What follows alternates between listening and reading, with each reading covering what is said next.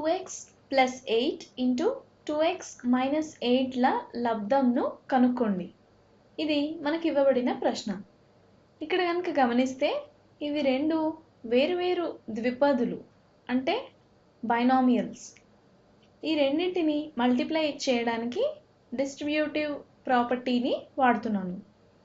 మీకు distributive property తెలుసు కదా, ఇది a plus b into a minus b ప్యాటర్న్లో ఉంది కదా. ఇక్కడ a అనేది 2x, b అనేది 8గా ఇవ్వబడింది. 2x plus 8 into 2x minus 8 అంటే a plus b into a minus b. ముందుగా వీటిని మల్టిప్లై చేస్తాను. ఏ ప్యాటర్న్ వస్తుందో చూద్దాం. ఆ తర్వాత వచ్చిన ప్యాటర్న్ని దీనికి అప్లై చేద్దాం. సరేనా? దీనిని మల్టిప్లై చేయడం అంటే ఇక్కడ డిస్ట్రిబ్యూటివ్ ప్రాపర్టీని వాడటమే.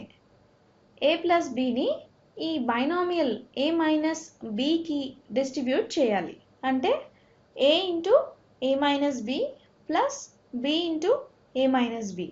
ఏని a మైనస్ bతో మల్టిప్లై చేస్తే మనకు a into a square minus a into b ab plus అలాగే bని a మైనస్ bకి మల్టిప్లై చేస్తే b ఇంటూ a ba లేదా ab minus b into b b square అంటే a square plus ab minus ab minus b square.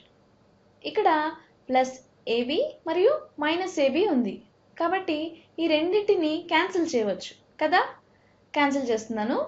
మనకు ఇంకా ఏం మిగిలింది? a square minus b square.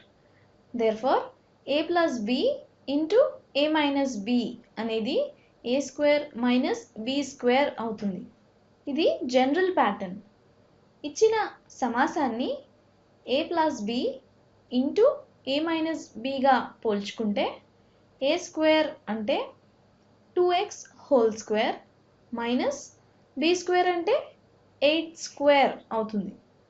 2x whole square అంటే 2 square into x square అంటే 2 square is equal to 4. 4x square minus 8 square అంటే 8 into 8 64.